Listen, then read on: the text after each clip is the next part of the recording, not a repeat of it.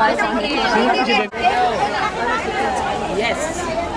Ayan na, kasi may police eh. That's it. She's coming.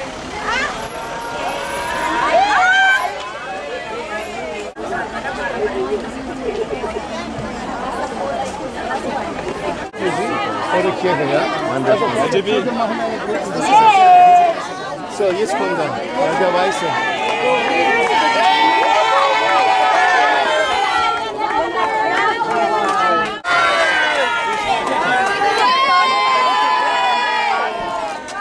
You just joking?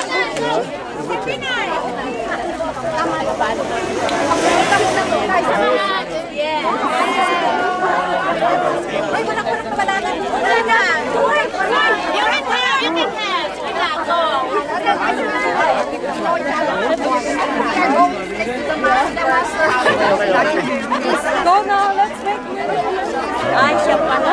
Uy! Kuya, kita mo.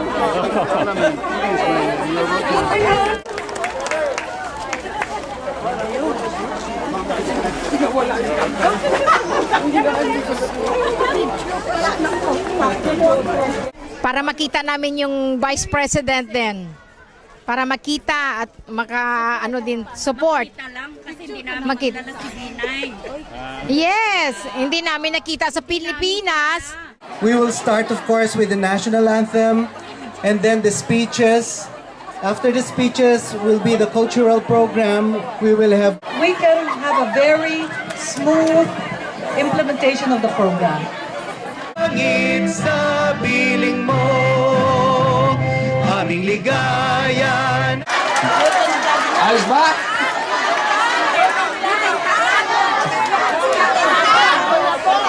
Ang dami ninyong coach, hindi ko na kayo matatandaan lahat. Ano pa? Masaganang hapon po sa inyong lahat. Okay. Ngayon, nasa bahagi na po tayo ng ako'y magsasalita na ng aking mensahe. Mangyari lamang pakinggan po ninyo, ulitin ko.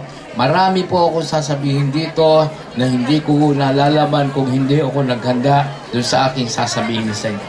Anyway, I'm truly delighted that as the calendar flips close to the 12th of June and I wind up my week-long visit to Germany, we can pause briefly here in Frankfurt to celebrate in advance the 115th anniversary of Philippine Independence Day. Ati ko po yung iba, sige, magdadaldal na muna kayo. Mga kasama ko po sa delegasyon, katulad po ni dating Senador Tatad, yung mga tiga Bicolusan nyo, tiga Cadanduanes ito. Dalawa ko pang kasama nga presidential advisor, katulad po ni Senador Tatad, si Mr. and Mrs. Lacson. Mga kapwa kong naglilingkod sa pamahalaan ng Pilipinas, mga bago makakalimutan, total inumpisa. Sabi ko na, kalabas kong araw nito.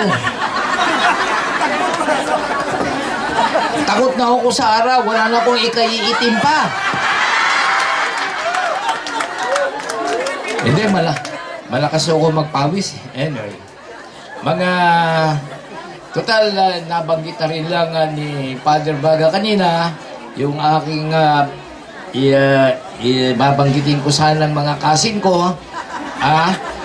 Binabati ko po yung aking mga kasin na hindi nabanggit po ni Father Baga. At ito nga ho yung mga aking kasing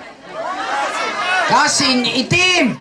There is already a copy for you and another copy of the Noli Me Tangere in German language. Unfortunately, you have still to train a little bit your German language, but one day it will come, I'm sure.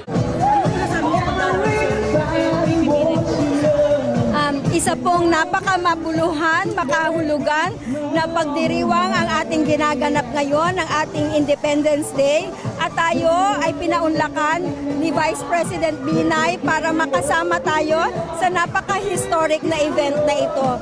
Madami pong nagawa ang visit na ipaglapitin ang relasyon ng Pilipinas at Germany at higit sa lahat ay mapalapit ang gobyerno ng Pilipinas sa mga kababayan natin dito sa Germany. Ano po ang sabi niyo sa sabi ni Binay na dinala po na bilateral contact ng napakatibay ito po ang dinala pong papeles ni Vice President Binay ay ang instrument of ratification para mapaitupad na natin ang Nurses Agreement. Sa makatuwid po, within this year, makakapag-deploy na ang Pilipinas ng around 30 to 50 nurses dito sa Germany. Napakamalaking step nito sa ating bilateral relations sapagkat ito ay unang pagkakataon mula noong 1970s pa na muling makakarating ang mga nurses dito sa Germany. Napapasalamat din po sa pagkakaroon ng bagong conference dito sa Frankfurt. Talagang malaking tulong po yun sa kanila. Apo. Ito po ay isa mulang munang extension office. Hindi pa ito nag-ooperate as a full consulate. Pero sa inaasahan po natin na ito ay magiging malaking tulong at sisikapin naming makapagbigay sa inyo ng full service kahit po ito ay isang extension office lamang. Maraming salamat. Salamat din po. Yeah, thank you ha.